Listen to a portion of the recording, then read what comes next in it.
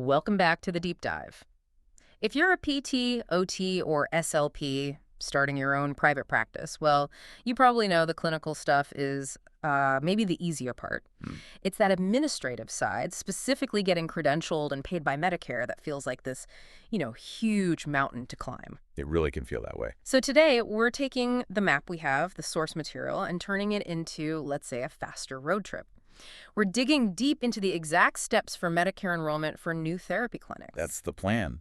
Our mission here is really to break down what feels like a confusing, almost tangled process into clear, manageable steps. Right. Because look, Medicare enrollment is essential. It's the gateway. Huh. Without it, you can't treat your Medicare patients, and you definitely won't get paid for those services. Which is kind of the point of opening a practice. Exactly. So we're aiming to provide that shortcut, show you how to navigate it, and crucially, how to dodge those delays that can seriously stall a new practice right out of the gate. Okay, let's unpack this. We have to start with establishing your identity, right? So, step one, getting your National Provider Identifier, the NPI. Yes, the NPI, it's sort of the foundation. What exactly is it again? It's a 10-digit unique ID number. And it's not just for Medicare. Pretty much every insurer requires it for billing. Okay. The good news is it's free. It's relatively quick to get online through the NPPES website. That's the National Plan and Provider Enumeration System. Now, here's something interesting. Most therapists coming from, say, a hospital or a larger group, they probably already have an NTI. They likely do. But you're saying this is actually a major tripwire right at the start. This is so critical. If you already have an NPI from a previous job, you absolutely must log into your NPPES record and check that every single piece of information is current. You mean like name, address? Especially the practice name and the physical address of your new clinic. It has to be completely up to date. The systems that check this are, well, let's just say they're very picky about matching. So we're talking about getting bounced right back before you even really start the main application just because the records don't line up perfect. Precisely. Mismatched data between that NPI record and your Medicare application later on. Yeah. That's a top reason for delays, for getting flagged for review. Wow. And it might not even be a big error. It could be street versus saint or an old address from 2 jobs ago. Mm-hmm. Those records have to match exactly before you even think about the main application. Okay, vital first step then. Verify that NPI data in NTPES. So identity check done. Yep. Now for the main event, the enrollment application itself, what's step 2? Step 2 is submitting the application. And for individual PTs, OTs, SLPs, the form you need is the CMS 850I. The 855I. Got it. And how you submit it matters, right? You mentioned mailing versus digital. Oh, absolutely. You can mail it in, Mhm. but we strongly recommend doing it online through the PECOS portal. PECOS. Yes, PECOS. The sources suggest using PECOS can shave about 15 days, maybe 2 weeks, off the processing time compared to mailing a paper application to your MA. And when you're trying to get doors open and revenue flowing, 15 days is, well, it's huge. It's gold, absolutely. Okay, PECOS it is. Let's talk required documents. People know they need their license, maybe insurance info. But you flagged a kind of hidden checklist within this? Yes, so you'll need digital copies of the usual suspects. Mm-hmm. State therapy license, the practice W-9, your practice insurance details if that's applicable, maybe corporate documents if you're an LLC or S-Corp. Right, the basics. But here's the trap, the really common mistake. Mm-hmm. The application itself requires 2 other specific CMS forms that often just get missed. Ah, okay. So people download the main 855I, fill it out, think they're good to go, but there are these other essential forms hiding in plain sight. Exactly. You need the CMS 460, which is the Medicare Participation Agreement.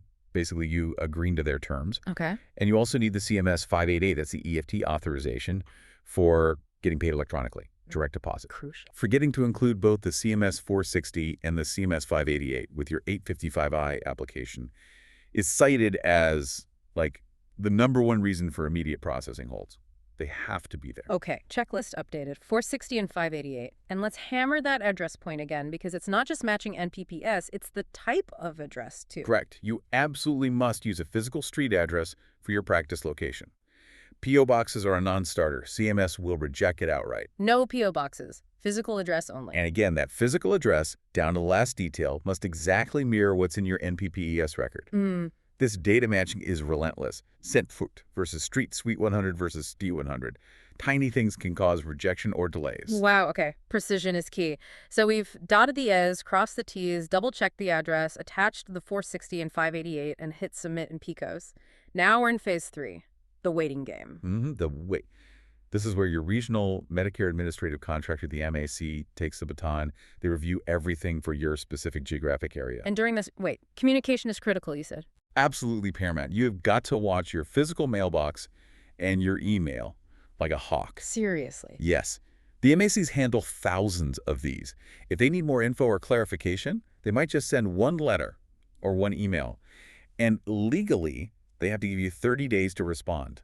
30 days seems reasonable, but I guess if you miss that single email... They're not chasing you down. If you miss that request or don't respond fully within that 30-day window, it's pretty much a guaranteed denial. Ouch. And you have to start all over. You have to start the whole 855I process again from scratch. So responsiveness during this phase is just survival. Okay, noted. Watch the inbox. Let's say we navigate that, respond on time. After the... what's the prize? What's the key piece of paper we get? The prize is the approval letter. And inside that letter is your PTAN, Provider Transaction Access Number. PTAN. Okay, so this is different from the MPI we started with. Totally different. This is the aha moment for a lot of people. Explain the difference again, simply. Okay, think of it like this. Your MPI is your universal ID number for all insurers.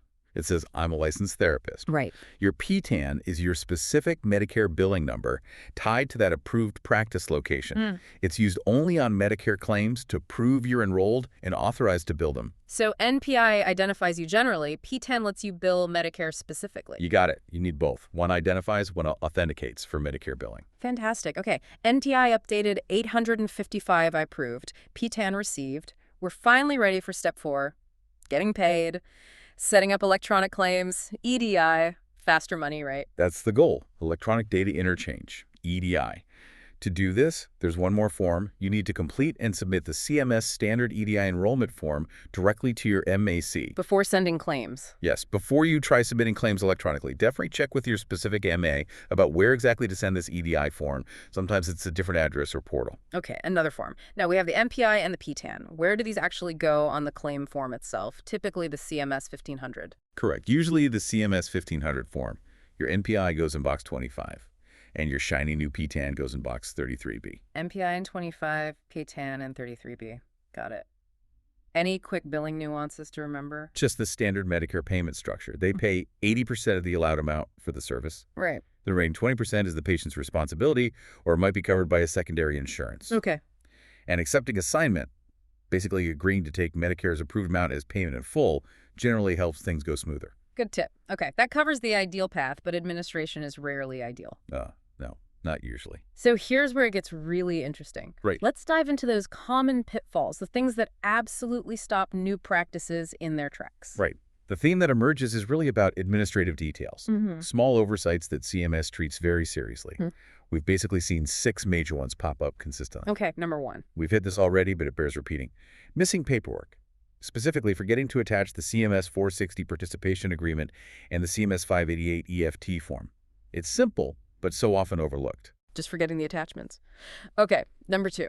The bad addresses and data mismatch issue. This is huge. Using a P.O. box for the practice location. Forbidden. Just don't do it. And the matching error, you had a stat on that. Yes, this is pretty startling. One credentialing support network actually warned that 11% of applications have bad addresses or mismatch issues. 11%? Wow, that's more than 1 in 10 applications hitting a wall just because of an address typo or format error. Exactly. It tells you how incredibly strict the system is on matching that data between NPPS and the 855I. Okay, pitfall 3. Using the wrong form, you've got to pick the right application. For a solo therapist, PT, OT, SLP, it's the CMS 855I. Right. But if you set up as a group practice, like an LLC or corporation employing multiple therapists, you need the CMS 855B form instead. Wrong form means automatic rejection. Makes sense. What about errors? Say you submit via PECOS and then realize you made a typo. Can you just go back and edit? Good question. No. Yeah. Once you certify and submit in PECOS, that application is locked. If you do catch an error right after submitting, the best advice is to contact your MAC immediately, explain the error, and provide the correction. Don't try to somehow edit the locked application. Why not? Sometimes trying to mess with it after submission can actually force you to withdraw the whole thing and resubmit. And that means Resetting that 90-day clock. Ouch. Okay. pitfall number 5, ignoring communication.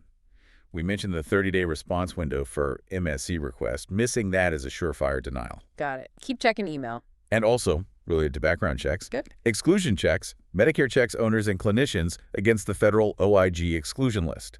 If anyone involved has been excluded from federal healthcare programs, the application is dead on arrival. Right. Important check to do internally first. And the final pitfall. This one impacts your whole business plan. Underestimating the time. Even with a perfect application, the process takes time. CMS itself says allow up to 90 days for processing a clean application. 90 days. 3 months. 3 months potential wait. Now, PECOS might trim off a couple of weeks, but you absolutely have to build that potential 3-month delay into your opening timeline, into your budget. You can't count on getting that PTAN quickly. Crucial planning point. Okay, let's shift to listener relevance. That 90-day wait brings up the biggest question we hear. Can you start treating Medicare patients while your application is pending? Clear answer, no, absolutely not. You must wait until your enrollment is fully approved and you have received your PTAN. What happens if you do treat them before? You won't get paid for those services. Medicare will not backdate payment for services rendered before your official enrollment effective date, which comes with a PTAN. Okay, crystal clear. No PTAN, no Medicare billing. What about other systems? People hear about CAQH for commercial payers. Is that used for Medicare? Nope, Medicare does not use CAQH. That system is almost entirely for commercial insurance plans. Medicare credentialing is all handled via PECOS and your MAC. Good distinction. So what does this all mean? Let's synthesize this for the therapist trying to launch. It really boils down to meticulous organization. It means hypervigilance on data matching, especially that physical address between MPPES and the 855I. Right. It means triple checking you've included those CMS 460 and 580 forms. Attention to detail is paramount. It's the only way to minimize delays and get those Medicare payments flowing as soon as possible. And one last compliance point.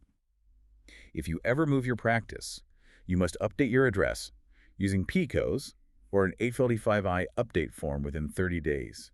Failure to do so can jeopardize your billing privileges. Right, ongoing maintenance. So we've focused heavily on getting in the system.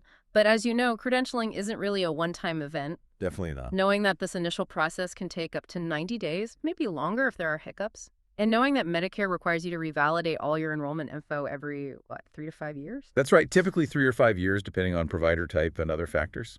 Okay, so knowing that initial lengthy wait and the recurring revalidation requirement down the road, what operational strategy, what system should a new practice implement right now from day one to ensure this administrative task doesn't bottleneck their growth later? How do you treat credentialing not as a hurdle, but as an ongoing loop? That's a great point to consider from the start. Something to think about. And that's our deep dive for today.